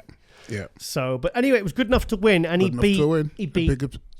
Yeah. Yep. He beat Stanimal in third. He beat Jason Lowe, who we had on last week's Global episode 36. And he beat Hassan Mustafa. My God, good lineup, winning a pro show, any pro show is impressive. Yeah. So, but to do it at age 49, it's your first pro show. Yeah. Because last year, 2021, he had a really good year. 2022, he didn't kind of get the placings he wanted. He was getting out of the top threes, and his condition wasn't quite as good as the year before. So you're starting to think, is he declining? Yeah. But then he comes back this year and pops it. And his thing is, he's got nice aesthetic for a big guy. He has. He has. What do you think? He is. And he's flowing from pose to pose gracefully. It's nice. I like his intercostals. Yeah, man. I think that's a really neglected body part. Yeah. Because it really, when he's angling the body in the front of the bicep. And they come in. Yeah. The sweep on the thighs, the small knee joints. It really. Oh, hold your stomach in, mate. You're walking. Yeah, you got it. Judges are watching. All the time. All the time. So anyway, we'll quickly go on to the next one, because we are very, very short of time. Bodybuilders Without Borders. So here we are. There's the high resolution shots of Phil. I like his shoulder to waist. Yeah, his taper is very good, isn't it? Yeah, it's good. Good. And see that front shot is probably one of his best shots, isn't it? Here's the judging sheets. Yeah. So, okay. First, Phil Clahar. Can you make that bigger? Yeah. So Derrick, if you look at number 5, Phil Clahar, 6 means 5 judges, highest and lowest eliminated. Yeah. 3 judges had him second. So that means 3 times 2 is 6. Yeah. In the second round, the 5 judges or the 3 judges that the scores they used had him first. So straight seconds and then straight firsts. Yeah. And if you look at where is he? Can't see him now. The Hassan Mustafa, it's the other way around. So he had straight first and then straight seconds. You add them up, and they both had 9 points. So what they must have done, they must have looked at the highest and the lows that they eliminated. They bring them back in. And then do it from there. So it was so tight. That's impressive, isn't it? Split hairs, isn't it? Yeah. So literally that's a flip of a coin. And it was one of those judges had him, basically first, or maybe one of the judges had him second. Anyway, but it would have literally come down to a single point. Yeah. Yeah, but look how happy it made him, though. Yeah. Look at the smile on his face. He's glowing, isn't he? Yeah. He was glowing after hearing that. So cool. But obviously Hassan now, he's had 2 second places now, and now they've got rid of the point system. All right. They've got rid of it because there's too many competitors at Olympia. So, like, if he'd had 2 second places, he'd probably be doing really well on the points to qualify for the Olympia. Yeah. And then he'd have to go do another show, get a 2nd, 3rd, or 4th, or whatever, and probably have enough points to get in the Olympia. But now they've done away with that. He still has to get a win. So Hassan now has had 2 second places against, Ian Valliere and Phil Clahar, being very, very close, and still hasn't qualified. So he now has to go and do another show, probably likely Vancouver, because I think Chicago, Tampa, and Texas are going to be. You've got Andrew Jacks, you've got Hunter Labrada, you've got who did I just say? Hunter Labrada, Andrew Jacks. Oh, Blessing. So you've got big names that are probably all looking to get a win each to qualify. Because we're running out of opportunities now for these guys to qualify unless they come over to Europe. And do like a Spain or an Italy or something like that. But you've got Nathan Diasher coming back as well soon. So he's jumping in Spain or Italy or both. So if he's looking anything like he used to, that's going to be... The old Nathan. It's... It's £300 at the moment. Yeah. Is it? £300, yeah. So, and he's just opened his new kitchen in his gym. It looks fantastic as well. He's got a healthy kitchen. How's it now? And I messaged him earlier today, and I said, are you doing healthy kebabs on the? Because I messaged him and I said, are you started prepping yet? And he said, yes, I've just started cutting out my kebabs. Oh right. Yeah. He said, but I'm off to Ibiza next week for a week with the lads. He said, so I'll start properly when I get back. I love that kind of. I mean, I bet other athletes think they get frustrated with him because he's like, I only prep for 8 weeks and I get shredded and I win a show, and he's always cocky about it. Do you know what I mean? He rubs their faces in it, plays with their minds. But we love Nathan. Anyway, so like I said again, cool pictures there of Phil Clahar. Stan, can you believe this guy was men's physique? Stan de Longue, they call him Stanimal. This is Sean Roden's old training partner. Oh, is it? Yeah, really nice guy. Had him on Global a few months ago now. Yeah. Very symmetrical. Mike Cox from MD, who was at the Orlando show, he said that Stan had the best condition of the lineup, and he's a big guy as well. So continuing improving. So I think he went from men's physique to classic, and then classic to open. Right. But it's funny when you see guys this big, you can't imagine them as anything other than as open. Yeah. Because which is a great sign, but very nice physique. Always up in the, I think he was 4th at the Legion Sport, and he got 3rd place here. So he's another guy. See, look, not missing anything. Yeah. There's another guy really on the cusp of winning. Breaking through. So hopefully we'll keep seeing Stanimal do some more shows, and who knows, maybe even get a qualification for the Olympia. Right, okay, I'm going to leave it on this account because I want to quickly go to, because we are running out of time because we literally have, getting really dark as well. We'll have to adjust the lighting as well.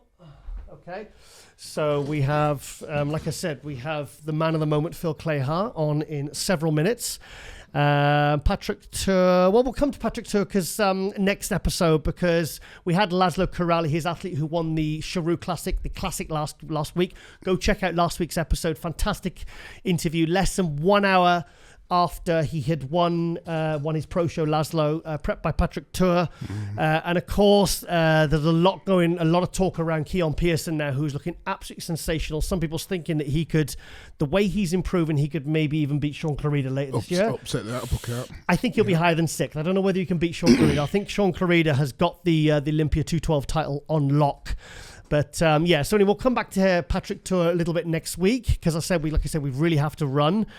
Also, Jay Cutler, I'll bring up again next week, because yes, I am going to be doing some live stream commentary at the Masters Olympia with Jay. And how cool was that message? That was not a chat GPT fake. That was a nice message. It was a nice, genuine message, heartfelt message. Yeah, from nice. Big Jay himself. I got a little tear in my eye when he sent me that. Yeah. You know, because he was like congratulating 1 year post-surgery and everything. And he says, thinking about you, Giles. Because when I was in hospital, he did send me him and Ronnie. Yeah. The two big names, and Milos, guys like that, Yumonita and some other guys. Yeah. They really reached out and sent some messages. And, it really makes a difference. Because it does. Yeah. Helps the recovery. Yeah. Helps the recovery. When you're staring at the ceiling. And because I didn't leave that one in the cardiac. I didn't leave the room for 2 weeks. I mean, I was like, it was like being in prison, And every time you get up, you want to go to the shower, you have to take the pads off. So the alarm goes off. Yeah. So all the nurses come running in thinking you're having another cardiac episode. Yeah. And you're just, I'm just going for just going to the toilet. Yeah. You know, leave me alone. And knocking on the door when you're like on your phone, Are you okay? sat on the toilet trying to concentrate on your Instagram. You know, but yeah, and also, well, obviously we've got the Portugal Pro next week. There's not much on their Instagram account, but we're really excited about this contest. So yes, like I said, there's not much on there, but going to be a fantastic lineup. Check out the Power Hour, myself and Ron Harris. Sorry, I'm burping there. Because myself and Ron will be doing a preview for the Portugal Mr. Big Evolution Pro. So I don't get told off again. Come on. Yeah, I got really told off, mine. It's like, no, it is Mr. Big Evolution. Told its proper name, not Portugal Pro. So I had to change the thumbnail and the design of the video and everything. Yeah. Yeah, no, it's fair enough. I understand that. No, I appreciate the passion as well. Yeah. I respect the passion. And also, I was going to bring up Hassan, but like I said, we've just mentioned Hassan there. Hopefully he can get a win, because I really rate Hassan. And he was like, I mean, you don't get any closer than literally, I mean, there wasn't even a point in it. It was a tiebreak. They had the same amount of points. They had 9 points each. Yeah. He's not going to give up. He's not going to give up. He's going to come through.